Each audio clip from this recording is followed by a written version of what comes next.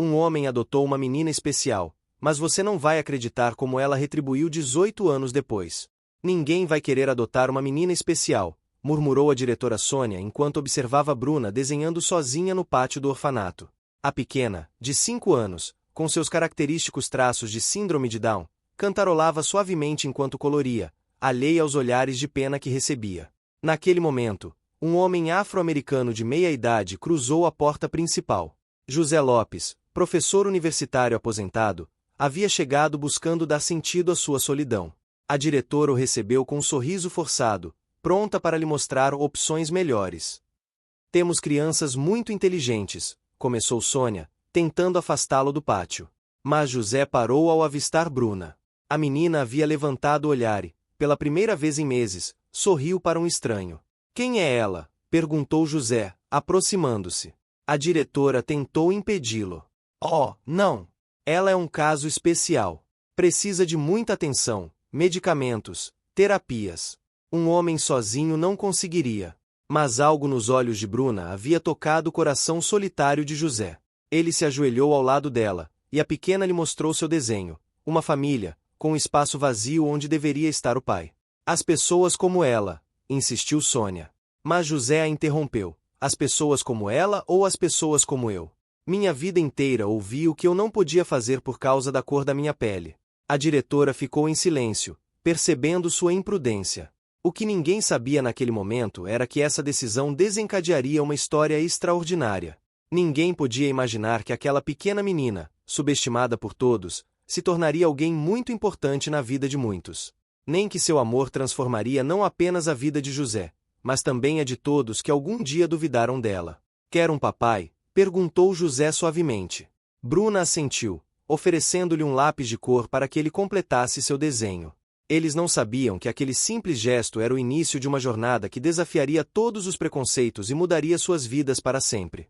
Anos antes, numa tarde tranquila no pequeno povoado de São Sebastião, Bruna, então com 5 anos, brincava feliz com sua boneca de pano no quintal de casa, enquanto sua mãe preparava o jantar. O aroma dos feijões chegava até onde ela estava, e, de vez em quando, sua mãe aparecia para vê-la sorrir. Tudo mudou num instante. O som de disparos rompeu a paz do bairro. Sua mãe correu desesperada até ela, enquanto seu pai tentava fechar a porta dos fundos para protegê-las. Bruna, minha menina! Gritou sua mãe, cobrindo-a com o corpo. Os tiros continuaram a soar, cada vez mais próximos. Depois veio o silêncio, um silêncio que pareceu durar para sempre. Bruna permaneceu protegida sob o corpo da mãe, que já não se movia. Suas pequenas mãos ainda seguravam um vestido florido que haviam comprado juntas no mercado. Seu pai estava caído próximo à porta, já sem vida. Horas se passaram até que Dona Lurdinha, a vizinha que sempre dava doces a Bruna, a encontrou. A pequena ainda estava ao lado da mãe, cantando suavemente, como se tentasse acordá-la. Os vizinhos que se aproximaram observaram a cena com tristeza, sussurrando entre si sobre a violência que assolava o povoado. O que vai acontecer agora com a menina? Perguntavam-se todos. Dona Lurdinha a pegou nos braços enquanto lágrimas escorriam por suas bochechas. A pequena Bruna, com seu rostinho doce e olhos cheios de inocência, segurou-se a ela, sem entender por que seus pais não se levantavam. Naquela noite, enquanto Dona Lurdinha a abrigava em sua casa, uma pergunta pesava no coração de todos os vizinhos. Quem cuidaria de uma menina especial, agora órfã, em um povoado onde ninguém estava salvo? A violência no povoado havia obrigado muitos comércios a fecharem, e a pequena loja de Dona Lurdinha mal gerava dinheiro suficiente para comer. À noite, a idosa consolava Bruna quando ela acordava chorando e chamando pelos pais. Tudo ficará bem, minha menina, dizia enquanto a embalava, embora em seu coração soubesse que estava mentindo. A cada dia, tornava-se mais difícil conseguir comida, e os medicamentos que Bruna precisava eram quase impossíveis de encontrar. A pequena, no entanto, iluminava seus dias com sorrisos e desenhos que fazia com os poucos lápis que ainda restavam na loja. Uma tarde, enquanto compravam o pouco que podiam no mercado, os disparos começaram novamente. Dona Lurdinha protegeu Bruna atrás de uma barraca de frutas, seu coração batendo forte ao lembrar-se de como a menina havia perdido os pais da mesma forma. Quando tudo terminou, ela viu o terror nos olhos de Bruna e soube que não podia continuar assim. Não posso te proteger como você merece, meu anjo, sussurrou naquela noite, enquanto observava Bruna dormir. Com as mãos trêmulas, discou o número dos serviços sociais que uma vizinha lhe havia dado. A decisão partia seu coração, mas ela sabia que era a única maneira de dar a Bruna uma chance de sobreviver. Na última noite juntas, enquanto empacotava as poucas roupas de Bruna e sua boneca de pano, Dona Lurdinha lhe prometeu entre lágrimas: "Você encontrará uma família que lhe dará todo o amor que merece, minha menina especial." Bruna, sem entender completamente o que estava acontecendo, a abraçou como se pressentisse. Quando o carro dos serviços sociais chegou para levar Bruna ao orfanato da cidade, a pequena despediu-se com um desenho para Dona Lurdinha, duas figuras de mãos dadas sob um sol brilhante. O orfanato Santa Terezinha era um prédio cinza e frio. A diretora Sônia observou Bruna com uma expressão de desgosto mal disfarçada. "Uma menina com síndrome de Down", murmurou enquanto revisava os papéis. "Será impossível encontrar uma família para ela." Os primeiros dias foram um inferno para Bruna.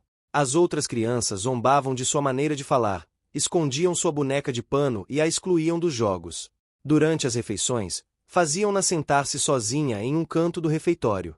A diretora Sônia fingia não ver nada, ocupada demais atendendo possíveis pais adotivos que visitavam o local. Somente Marina, uma jovem assistente social, demonstrava alguma compaixão. Foi Marina quem descobriu que Bruna tinha um dom especial para desenhar e lhe deu um caderno e lápis de cor. "Você tem um talento maravilhoso", dizia enquanto Bruna desenhava famílias felizes, página após página. Sempre que chegavam casais interessados em adoção, Sônia: "Bruna, para a cozinha, é melhor não complicar as coisas", dizia com falsa preocupação. Pela janela da cozinha, Bruna via outras crianças sendo escolhidas e indo embora felizes com suas novas famílias. "Por que ninguém quer me levar?", perguntou uma noite a Marina, enquanto desenhava. A assistente social a abraçou com força, incapaz de encontrar palavras para explicar a crueldade de um mundo que julgava sem conhecer. "Sua família especial vai chegar", prometeu Marina. Mas, a cada dia que passava, essa promessa parecia mais distante. Os meses se transformaram em um ano, e o caderno de Bruna se encheu de desenhos de famílias que só existiam em sua imaginação, enquanto sua boneca de pano, sua única companheira constante, ficava cada vez mais desgastada em seus braços. A chegada de José ao orfanato causou alvoroço. Não era comum ver um homem afro-americano, elegante e solitário, interessado em adotar. A diretora Sônia o recebeu com um sorriso forçado, guiando pelo lugar enquanto mostrava as crianças mais adequadas. Naquele dia, Bruna estava no jardim, desenhando debaixo de uma árvore. José a viu por acaso através da janela, e algo em sua solidão lhe pareceu familiar. Ele se aproximou devagar, observando seus desenhos. "Posso me sentar com você?", perguntou suavemente. Para surpresa de todos, Bruna, que normalmente era tímida com estranhos, sorriu para ele e mostrou seu caderno. "Esta é minha família", disse, apontando para um dos desenhos, "mas eu ainda não a conheço." Quando José pediu para ver o arquivo de Bruna, Sônia tentou dissuadi-lo. "Temos crianças mais convencionais", sugeriu. "Ela tem necessidades especiais, síndrome de Down, requer muita atenção, medicamentos, terapias. Um homem sozinho não conseguiria." "Eu também sei como é ser visto como diferente", interrompeu José, recordando sua própria luta como professor universitário afro-americano nos anos 80. Marina, que estava presente, notou como os olhos dele brilhavam ao ver os desenhos de Bruna. Nas visitas seguintes, José levou livros ilustrados e sentava-se para ler com ela. Bruna aprendia rápido e mostrava uma curiosidade que o surpreendia. "Por que o céu é azul? Por que as folhas mudam de cor?", perguntava incessantemente. "Essa menina precisa de uma chance", disse José a Marina uma tarde. "E eu preciso de um motivo para voltar a acreditar na bondade." Suas palavras carregavam uma verdade que vinha do fundo de sua alma. Duas vidas solitárias que, sem saber, estavam prestes a mudar para sempre. O processo de adoção foi uma batalha árdua. Sônia colocou todos os obstáculos possíveis. Um homem solteiro, afro-americano, querendo adotar uma menina com síndrome de Down? "O que o comitê de adoção vai dizer?", murmurava pelos corredores. As avaliações psicológicas se multiplicaram. Os assistentes sociais questionavam a capacidade de José para lidar com as necessidades especiais de Bruna. Mas ele não desistiu. Apresentou cartas de recomendação da universidade onde havia sido professor, comprovou sua estabilidade financeira e seu compromisso com a educação especial. Marina tornou-se sua maior aliada. "Eu vi como o rosto de Bruna se ilumina quando está com ele", defendia nas reuniões do comitê. Essa menina nunca havia sorrido assim. Durante as visitas supervisionadas, José e Bruna desenvolveram seus próprios rituais. Ele a ensinava a escrever seu nome, enquanto ela lhe mostrava como misturar cores para seus desenhos. Quando você morar comigo, dizia ele, terá um quarto cheio de cores para pintar. Uma tarde, enquanto desenhavam juntos, Bruna perguntou: "Você vai ser meu pai de verdade?" A pergunta atingiu José profundamente. "Se você me deixar", respondeu, com a voz embargada, "serei o pai mais orgulhoso do mundo." Após 3 meses de luta legal, finalmente veio a aprovação. Sônia teve que engolir seus preconceitos enquanto assinava os papéis. No dia em que José veio buscá-la, Bruna correu para seus braços com sua boneca de pano e seu caderno de desenhos, suas únicas posses. Marina se despediu com lágrimas nos olhos, enquanto a diretora os observava de sua sala, prevendo em voz baixa um fracasso que nunca aconteceria. O apartamento de José em São Paulo era pequeno, mas acolhedor. Bruna ficou encantada ao ver seu novo quarto. As paredes estavam pintadas em tons suaves, e um cavalete com materiais de arte esperava em um canto. "É seu espaço para criar", disse José com um sorriso. A alegria, porém, durou pouco. Ao tentar matricular Bruna na escola do bairro, a diretora Paula Almeida os recebeu com uma expressão de preocupação mal disfarçada. "Temos uma excelente escola especial a apenas 20 minutos daqui", sugeriu, deslizando um folheto sobre a mesa. "Minha filha merece uma oportunidade em uma escola regular", respondeu José firmemente, apresentando avaliações que mostravam as capacidades de Bruna. A menina, sentada ao lado dele, apertava sua boneca de pano com nervosismo. Apenas a senhorita Camargo, uma jovem professora do 3º ano, mostrou verdadeiro interesse. Durante o teste de avaliação, ficou impressionada ao ver como Bruna resolvia problemas de matemática básica com facilidade. "Ela tem uma maneira especial de ver os números", comentou, entusiasmada. Mas os problemas estavam apenas começando.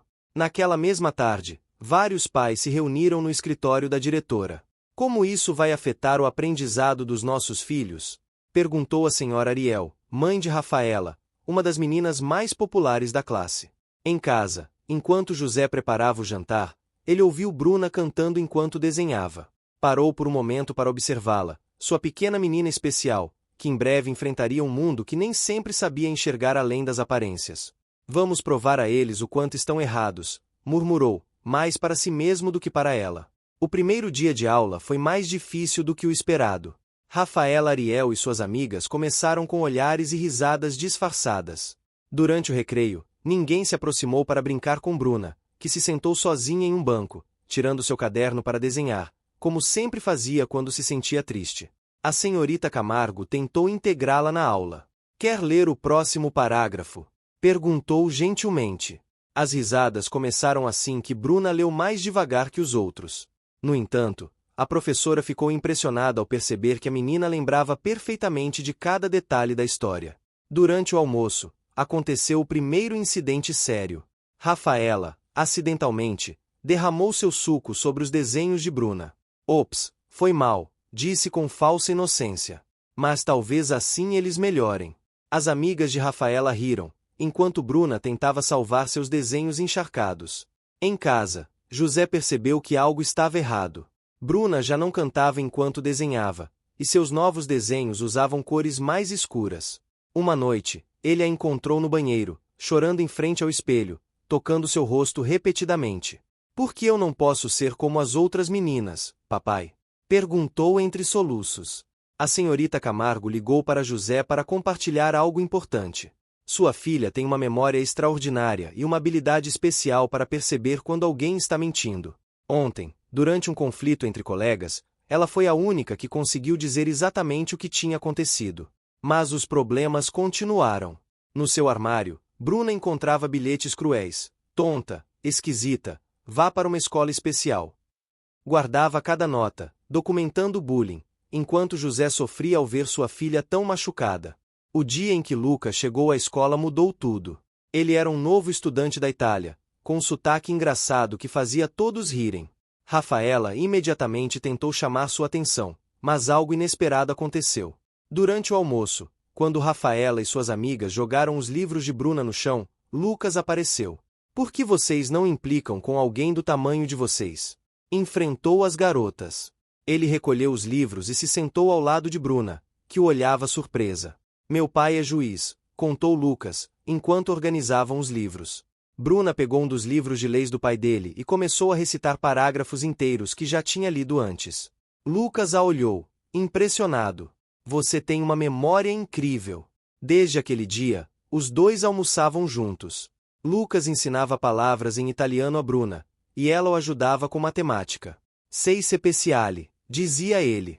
Significa que você é especial, mas no bom sentido. Bruna sorria, esquecendo por um momento das provocações dos outros. Rafaela, furiosa ao ver que o novo garoto preferia passar tempo com a esquisita, intensificou seus ataques. Você sabe que o pai dela nem é o pai de verdade dela, né? Murmurava pelos corredores. Ele a adotou por pena. Mas Lucas não dava atenção às provocações. Ele havia descoberto em Bruna algo que os outros não viam, uma mente brilhante presa em um mundo de preconceitos. Durante um trabalho em equipe, enquanto ela explicava um problema complexo, ele a observava com admiração. Um dia, sussurrou, todos verão o que eu vejo. Enquanto os outros apresentavam maquetes de vulcões e plantas, Bruna preparou algo diferente, um projeto sobre injustiças no sistema escolar. Seus colegas ficaram boquiabertos quando ela começou a falar, com uma clareza surpreendente, sobre bullying e discriminação. O pai de Lucas, o juiz Santiago, estava entre os jurados convidados. Inicialmente, ele parecia cético, mas sua expressão mudou quando Bruna começou a citar casos legais que havia memorizado dos livros do filho. Extraordinário, murmurou ele, tomando notas. Após a apresentação, a senhorita Camargo se aproximou de José. Bruna está muito acima do nível da turma. Devemos considerar avançá-la de série. José sentiu uma mistura de orgulho e preocupação. Sua filha estava mostrando seu potencial, mas a que custo? Naquela noite, enquanto revisava a mochila de Bruna para assinar autorizações, encontrou algo que o deixou gelado, uma nota ameaçadora. Diga ao seu amigo Lucas para ter cuidado. Andar com retardados pode ser contagioso. A letra era de Rafaela. Impressionado pelo talento de Bruna, o juiz Santiago começou a enviar mais livros de leis com Lucas. É como se ela tivesse um radar para a injustiça, comentou Lucas ao pai uma tarde. Ela enxerga coisas que os outros não veem. Mas, enquanto o talento de Bruna florescia, as ameaças aumentavam. Rafaela e suas amigas passaram de provocações a uma campanha sistemática de intimidação. José guardava cada nota, cada evidência, enquanto observava a amizade entre sua filha e Lucas crescer com uma mistura de esperança e temor. As visitas de Lucas para estudar com Bruna tornaram-se mais frequentes. José os observava da cozinha, notando os olhares, os sorrisos compartilhados e os toques acidentais de mãos ao virar páginas. Uma sensação de alerta tomou conta dele. Uma tarde, enquanto preparava o jantar, ouviu risadas na sala. Ao espiar, viu algo que o paralisou. Lucas segurava a mão de Bruna enquanto explicava um problema de matemática. Ela olhava com uma doçura que José nunca tinha visto antes. Acabaram-se as visitas. Anunciou, entrando abruptamente na sala. Bruna é muito jovem para essas coisas. Lucas tentou explicar, mas José o interrompeu. É melhor você ir embora agora. Pela primeira vez, Bruna enfrentou o pai. Levantou-se, tremendo, mas firme. Você também acha que eu não mereço que alguém goste de mim? Que ninguém pode se importar comigo sem outras intenções? As palavras de Bruna atingiram José como um tapa. Ele viu nos olhos da filha o mesmo sofrimento que sentiu anos atrás, quando seu esposo deixou por não suportar os preconceitos contra o casamento interracial deles. Naquela noite, enquanto Bruna chorava em seu quarto, José sentiu uma dor aguda no peito. Mediu a pressão. Estava perigosamente alta. Mas, em vez de se cuidar, ficou acordado, torturado pela dúvida. Estava protegendo Bruna ou projetando nela seus próprios medos? O simulacro de julgamento escolar mudou tudo. Bruna representava a defesa de um estudante injustamente acusado de colar na prova. Rafaela, como promotora, exibia um sorriso confiante, certa de sua vitória. Ninguém esperava o que aconteceu a seguir. Bruna se levantou e começou a falar com uma clareza surpreendente. Citou casos similares, desmontou testemunhos falsos e apresentou evidências que ninguém havia notado. O sorriso de Rafaela desapareceu enquanto Bruna expunha contradições nas declarações das testemunhas. Meu cliente merece justiça, concluiu Bruna. Assim como todos nós merecemos ser julgados por nossas ações, não pelas etiquetas que outros nos colocam. O silêncio no auditório era total. O juiz Santiago, presente como observador, aproximou-se de José depois. Sua filha tem um dom natural para o direito. Você deveria considerar o programa especial de pré-direito. No entanto, ao tomar conhecimento do caso, o diretor do programa expressou dúvidas. O programa é muito exigente. Alguém com sua condição. A senhorita Camargo interveio. Bruna tem ajudado a resolver conflitos entre alunos. Ela possui uma capacidade única de enxergar a verdade. Ela mostrou um registro de casos em que Bruna havia mediado com sucesso. Rafaela, humilhada pela derrota, saiu correndo. Lá fora, seu pai, um advogado renomado, a esperava. Não posso acreditar que aquela menina especial te derrotou, disseram, em tom de desprezo. Enquanto isso, José limpava o sótão quando encontrou cartas escondidas no caderno de matemática de Bruna. Eram bilhetes trocados entre ela e Lucas, falando sobre planos para o futuro e sonhos de irem juntos para a universidade. O medo tomou conta dele. Naquela noite, quando Lucas chegou para estudar, José explodiu. Você acha que isso é um jogo? Gritou. Você sabe o que é ser apontado pela sociedade, ser julgado sem sequer te conhecerem? Senhor, eu nunca machucaria Bruna, respondeu Lucas, mas José não conseguia ouvir. As imagens de seu passado cegavam. Sua esposa arrumando as malas, incapaz de suportar os olhares, os cochichos, o preconceito da própria família por ter se casado com um homem negro. Agora você diz isso, continuou José, com a voz embargada, mas quando a pressão for demais, quando seus amigos rirem de você, quando sua família se envergonhar, você continuará ao lado dela? Lucas ficou em silêncio por um momento. Então, com lágrimas nos olhos, confessou algo que nunca havia contado. Eu tenho dislexia. A vida todas me chamaram de burro, lento, diferente. Bruna é a única pessoa que me ajuda sem me julgar. Ela vê além dos meus problemas, assim como eu vejo além dos dela. A revelação atingiu José como um soco. Ele viu nos olhos do garoto a mesma determinação que ele próprio tinha quando lutava para ser aceito na universidade. Mas o medo falava mais alto que a razão. Nos dias seguintes, o ambiente em casa ficou tenso. Bruna quase não falava durante as refeições, e suas notas começaram a cair. Seus desenhos, antes cheios de cores, agora eram sombrios e tristes. Durante uma apresentação importante sobre direitos civis, Bruna avistou Lucas na plateia. Suas mãos começaram a tremer, e as palavras se embaralharam em sua boca. Rafaela, sentada na primeira fila, sorriu maliciosamente. Parece que até para falar ela precisa de ajuda especial. Sussurrou alto o suficiente para todos ouvirem. Mais tarde, enquanto limpava seu quarto, Bruna encontrou uma caixa velha com fotos. Em uma delas, um José mais jovem sorria ao lado de uma mulher bonita. Atrás de uma das fotos havia uma nota. Desculpe, não aguento mais os olhares, os comentários. Me perdoe. A caligrafia era de uma mulher. A descoberta atingiu Bruna em cheio. Seu pai não era um tirano, era um homem ferido por traumas antigos. Durante o jantar, ela notou que José esfregava o peito com gestos de dor, mas disfarçava quando ela olhava. Está se sentindo bem, papai? Perguntou, preocupada. Só cansado, minha menina, respondeu ele, com um sorriso forçado. Mas Bruna tinha herdado a capacidade de detectar mentiras. Naquela noite, ouviu José tossir no quarto. Ao ir vê-lo, encontrou frascos de remédio sem abrir na mesa de cabeceira. José estava tão ocupado protegendo Bruna que se esquecera de cuidar de si mesmo. Enquanto isso, o assédio contra Lucas tornou-se insuportável. Uma manhã, ele encontrou seu armário coberto de insultos. Namorado da retardada. Traidor. Durante a aula de educação física, um grupo de garotos o encurralou nos vestiários.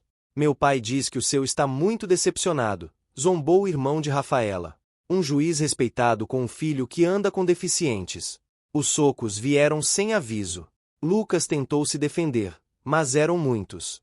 A notícia se espalhou pela escola. Lucas havia sido suspenso por brigar. Rafaela sorria triunfante enquanto seu pai, sócio do maior escritório de advocacia da cidade, falava com o juiz Santiago em sua sala. Seu filho tem um futuro brilhante, disse.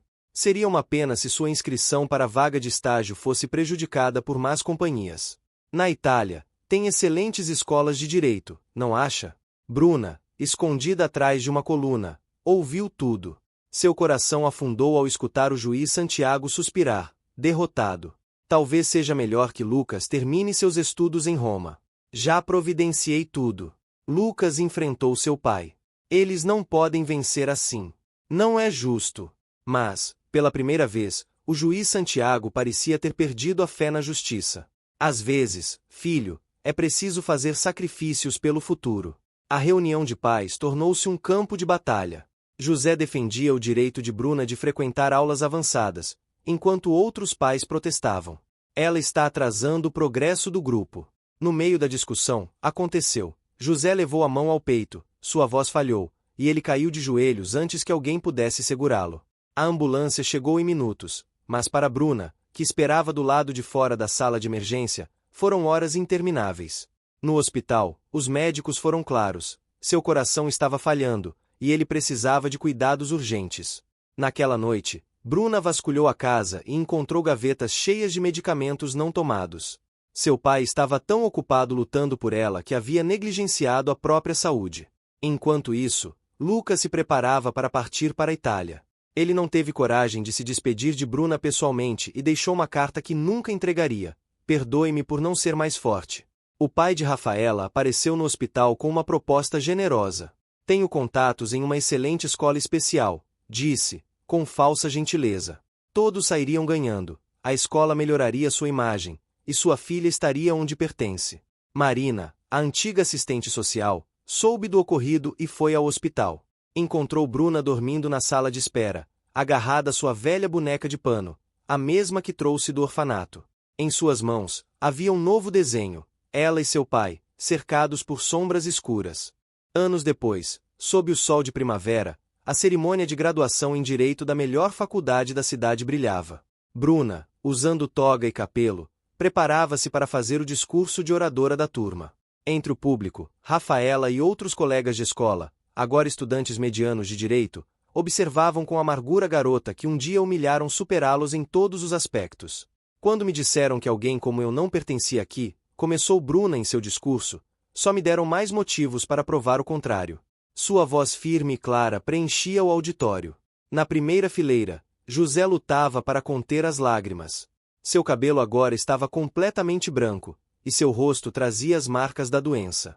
Em seu bolso, um frasco quase vazio de remédios lembrava sua luta diária para permanecer vivo e presenciar aquele momento. O que ninguém notou foi a figura solitária no fundo do auditório. Lucas, agora um jovem juiz na Itália, havia retornado sem avisar. Observava Bruna com uma mistura de orgulho e arrependimento, lembrando dos dias na biblioteca, quando estudavam juntos. O sucesso não se mede por quantos obstáculos você evita, continuou Bruna, mas por quantas barreiras você derruba no caminho.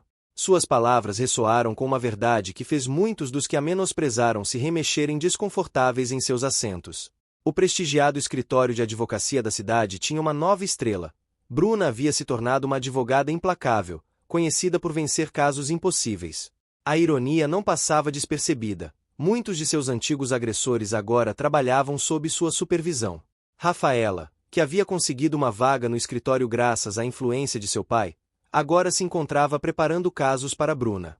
A vida havia dado uma reviravolta completa. Preciso desses documentos para amanhã, ordenava Bruna, com firmeza. Bruna, sem sequer olhar para Rafaela, recordava aqueles dias de humilhação na escola. Durante uma apresentação importante, Rafaela cometeu um erro nas datas de um caso. Bruna não mostrou piedade. Então você não revisou os documentos originais? Questionou, na frente de toda a equipe. Suponho que algumas pessoas precisem de educação especial para fazer seu trabalho corretamente. O sucesso profissional de Bruna crescia dia após dia, mas algo nela havia se endurecido. As ligações para José tornaram-se mais curtas e espaçadas. Estou ocupada, papai. Era sua desculpa constante. As visitas se reduziram a rápidos almoços em que mal conversavam. Em sua oficina, na gaveta mais baixa de sua escrivaninha, ela guardava trancado o último desenho que havia feito com o pai. Às vezes, tarde da noite, quando todos já haviam ido embora, ela olhava para o desenho em silêncio, lembrando-se dos dias em que a arte era seu único consolo. Você mudou, comentou certa vez sua assistente, que não conhecia sua história. Você é brilhante, mas às vezes assusta. Bruna sorriu sem alegria. O mundo me mudou. Eu só aprendi a jogar o jogo dele. Em seu modesto apartamento, José lutava em silêncio contra sua doença. Os medicamentos se acumulavam no banheiro, muitos sem serem tomados. Os médicos insistiam na urgência de um transplante de rim, mas ele se recusava a preocupar Bruna. Marina, que nunca havia perdido contato com eles, o encontrou desmaiado na cozinha certa tarde. Você precisa contar a ela, implorou Marina, enquanto esperavam os resultados no hospital. Ela tem o direito de saber. No escritório, Bruna comemorava seu último triunfo. Havia ganhado um caso histórico defendendo os direitos de pessoas com deficiência. A ironia era amarga. Enquanto brindava com seus colegas, sua assistente se aproximou, nervoso. Seu pai ligou o dia todo. Ele disse que é urgente. Eu ligo para ele amanhã, respondeu Bruna, erguendo sua taça. Hoje estamos comemorando. Mas algo dentro dela se remexeu, inquieto. Naquela noite, José sentou-se em sua poltrona favorita, cercado de fotos de Bruna, seus feitos acadêmicos, seus prêmios, os casos que venceu. Pegou o velho caderno de desenhos que ela havia deixado para trás anos antes. Lágrimas começaram a cair sobre as páginas desbotadas. A dor no peito tornou-se insuportável. Enquanto perdia a consciência, seus últimos pensamentos foram para sua filha, perguntando-se se havia feito certo ao esconder seu sofrimento por tanto tempo. Lucas soube do estado de José através de seu pai. Ele nem contou para Bruna? Exclamou o jovem juiz, com um soco no estômago de culpa. Tentou entrar em contato com Bruna várias vezes, mas ela evitava suas ligações. O destino, no entanto, tinha outros planos. Um caso importante chegou ao tribunal: discriminação em uma escola particular. Para surpresa de todos, a advogada defensora era Bruna. O reencontro no tribunal foi frio, profissional, meritíssimo. Cumprimentou ela, sem demonstrar emoção, mas suas mãos tremiam levemente ao segurar os documentos. Lucas notou que ela ainda usava o broche de cabelo que ele havia lhe dado anos antes. Durante o intervalo, ele tentou falar sobre José. Não misture o pessoal com o profissional, cortou ela, mas seus olhos atraíram, revelando a dor que escondia sob sua fachada de frieza. Naquela noite, ao limpar sua mesa, Bruna encontrou uma caixa deixada por Marina. Dentro, havia dezenas de cartas que Lucas enviará durante anos, todas guardadas por José junto com seus remédios não tomados e um diário pessoal. Querida filha, leu em uma página. Cada dia que vejo você triunfar faz com que toda dor valha a pena. Perdoe-me por não te dizer o quanto estou doente. Não quero ser um obstáculo no seu caminho. A ligação chegou à meia-noite. Seu pai está em estado crítico, informou Marina. Ele precisa de um transplante de rim urgente. Bruna deixou o telefone cair. As cartas de Lucas ainda estavam espalhadas sobre sua mesa. No hospital, a realidade a golpeou com força.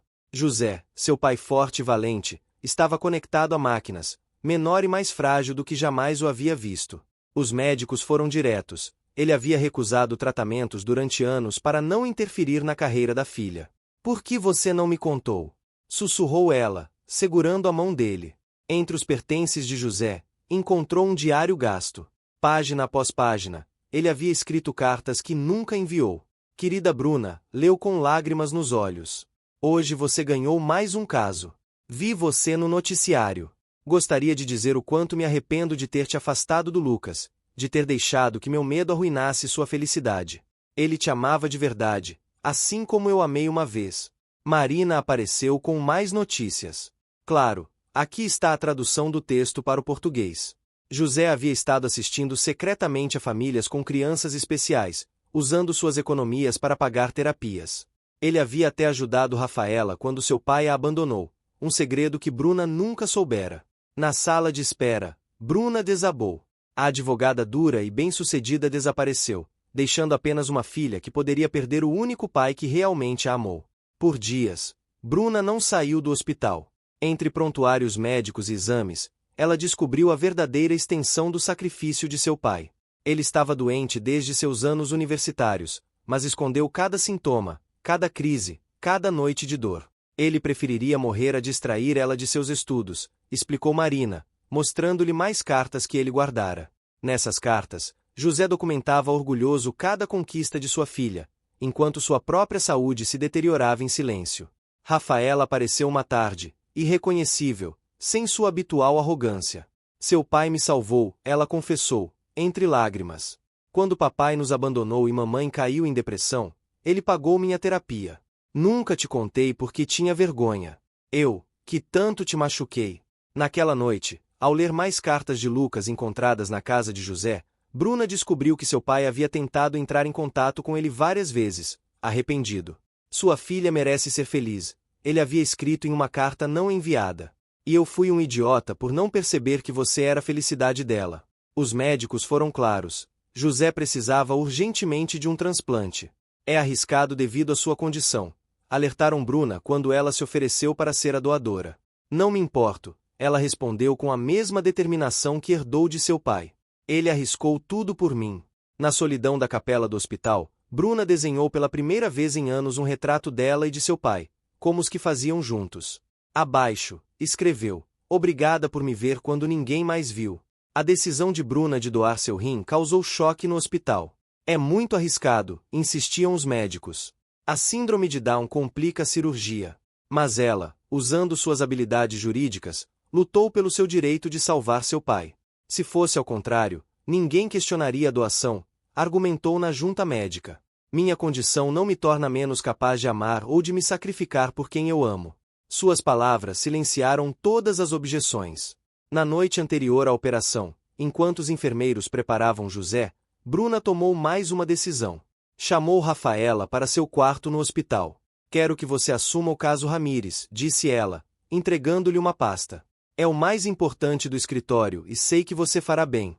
Rafaela olhou surpresa para ela. "Mas depois de tudo que fiz a você?" Bruna sorriu suavemente. "Meu pai me ensinou que o rancor só envenena o coração. Ele te deu uma segunda chance. Agora, eu faço o mesmo." Marina organizou uma corrente de oração no antigo orfanato. A diretora, Sônia, agora idosa, se uniu em silêncio, talvez lembrando-se de seus preconceitos de anos atrás. Na capela, crianças com diversas deficiências especiais rezavam pela menina que um dia viveu lá. "Estou com medo", confessou Bruna ao seu pai naquela última noite. José, fraco, mas consciente, apertou sua mão. "Eu também tenho medo", ele sussurrou. "Medo de não ser suficiente como pai para você. Mas você me ensinou que o amor é mais forte que o medo." A operação foi um sucesso, mas a recuperação foi lenta. No quarto compartilhado do hospital, pai e filha curavam não apenas seus corpos, mas também seus corações. Durante as longas horas de convalescença, José pegou uma caixa gasta debaixo de sua cama. "Guardei cada desenho que você fez", disse ele, mostrando-lhe obras de arte infantis que ela havia esquecido. Havia um de seus primeiros dias juntos, um homem negro alto e uma pequena menina com síndrome de Down, de mãos dadas sob um arco-íris. "Eu tinha tanto medo de te perder, como perdi a mamãe", confessou José, mencionando pela primeira vez o nome de sua ex-esposa. "Quando ela se foi destruída pelos preconceitos das pessoas, eu jurei que ninguém faria você sofrer assim. Mas eu estava errado. Eu mesma te causei dano." Bruna, com sua mão esquerda, ainda fraca pela cirurgia, pegou um lápis. "Desenhamos como antes", papai sugeriu suavemente. Juntos, criaram um retrato, imperfeito, tremido, mas cheio de amor. Desta vez, havia uma figura a mais no desenho: Lucas. "Ele nunca deixou de perguntar por você", admitiu José. "A cada Natal, a cada aniversário, Marina me trazia suas mensagens. Mas o meu medo era mais forte que a minha sensatez." Entre lágrimas e risos fracos, eles lembraram de momentos esquecidos. As aulas de arte improvisadas, as noites estudando direito juntos, as pequenas vitórias que construíram o caminho até quem Bruna era agora. Apesar dos protestos dos médicos, José insistiu em fazer uma viagem. Com a ajuda de Marina, pegou um táxi até o tribunal onde Lucas trabalhava. Caminhando lentamente com seu bastão, ele carregava consigo uma pasta gasta. "Senhor juiz", disse ao encontrá-lo, "preciso te mostrar algo." Sobre a mesa de Lucas, ele espalhou anos de desenhos que Bruna havia feito dele. Lucas lendo, Lucas sorrindo, defendendo-a dos abusadores. Em cada traço, notava-se um amor que o tempo nunca apagou. "Eu nunca formei uma família", confessou Lucas, sua voz quebrando. Cada vez que defendia um caso de discriminação, pensava nela. Cada sentença que escrevi carregava seu espírito de justiça. Rafaela, que agora trabalhava em casos pro bono, se uniu ao plano de reconciliação. "Encontrei todos os artigos onde Lucas citava os casos de Bruna", revelou. "Nunca mencionava o nome dela, mas sempre destacava os argumentos dela. Marina chegou com um álbum surpresa. Ela havia guardado recortes de jornal de cada conquista de Bruna, junto com anotações onde Lucas, como juiz, havia estabelecido precedentes usando seus argumentos legais. Vocês nunca deixaram de trabalhar juntos, sorriu, mesmo sem saber. José, exausto, mas olhando nos olhos de Lucas, disse: eu cometi um erro ao separá-los. Agora, antes que seja tarde, quero consertá-lo. O antigo estúdio de arte na casa de José permanecia intacto, como uma cápsula do tempo. Lucas chegou primeiro, seu coração batendo forte ao ver os desenhos ainda colados nas paredes. Pegou um em particular, o primeiro retrato que Bruna fez dele, quando ninguém mais acreditava nela. O som de passos na entrada fez com que ele se virasse. Lá estava Bruna, mais madura, mas com o mesmo olhar doce que ele se lembrava. O tempo parecia ter parado. Eu citei seus argumentos em cada caso de discriminação, disse ele, quebrando o silêncio. Eu esperava que algum dia você os reconhecesse. Eu reconheci, respondeu ela suavemente, mas tinha medo de admitir. Ela se aproximou do antigo cavalete, onde um desenho inacabado aguardava há anos. Você se lembra de quando me ensinou a dizer o eu te amo em italiano? Claro, aqui está a tradução do texto para o português. José observava desde a porta, apoiado em seu bastão, com lágrimas silenciosas rolando pelas suas bochechas. Rafaela e Marina, cúmplices do encontro, sorriam do jardim. Cada sentença que escrevi, continuou Lucas, cada vez que defendia alguém diferente, eras você quem me inspirava. Sua coragem, sua inteligência, sua capacidade de ver além das aparências. Entre risos e lágrimas, lembraram daqueles dias na biblioteca, dos sonhos compartilhados, das batalhas ganhas e perdidas. O amor, como a arte que uma vez os uniu, havia permanecido intacto, esperando o momento certo para renascer. A cena continuou. Um ano depois, o jardim do antigo orfanato foi transformado para o casamento de Bruna e Lucas. José, em sua cadeira de rodas, mas com um sorriso radiante, esperava para entregar a noiva. Os anos e a doença haviam enfraquecido seu corpo, mas seus olhos brilhavam com uma alegria indescritível. Durante a cerimônia, Bruna surpreendeu a todos com um anúncio: a criação da Fundação José Lopes, dedicada a defender os direitos de crianças com deficiências. Meu pai me ensinou que ser diferente não significa ser menos, disse com a voz emocionada. Agora, quero que outras crianças tenham a mesma oportunidade. Rafaela, que lideraria o programa jurídico da fundação, se aproximou de José. Você mudou minha vida quando eu mais precisava, sussurrou. Agora eu entendo por que Bruna é tão especial. Ela teve o melhor mestre. Meses depois, enquanto Bruna mostrava ao seu pai a primeira ultrassonografia de seu bebê, José sorriu em paz. Sabe de uma coisa, disse, fraco. O amor verdadeiro não vê diferenças, apenas potencial. Você me ensinou isso. Foram suas últimas palavras. Partiu tranquilo, sabendo que sua filha não só havia triunfado, mas encontrado seu verdadeiro propósito: ser a voz daqueles a quem a sociedade tentava silenciar. A história terminou onde começou, no novo orfanato fundado por Bruna. Um mural mostrava uma pequena menina com síndrome de Down e seu pai afro-americano, rodeados por cores brilhantes. Abaixo, uma frase simples, mas poderosa: as diferenças não nos fazem menos, nos fazem únicos. Em seu escritório no tribunal, Bruna ainda guardava aquela velha boneca de pano, lembrança de que os sonhos, não importa quem os sonhe, podem se tornar realidade. E assim chegamos ao final da história de hoje. Se gostou, não se esqueça de deixar seu curtir. Adoraria ler seu comentário. A cada dia, lemos suas lindas mensagens, que são a melhor recompensa pelo esforço que fazemos ao trazer essas narrativas.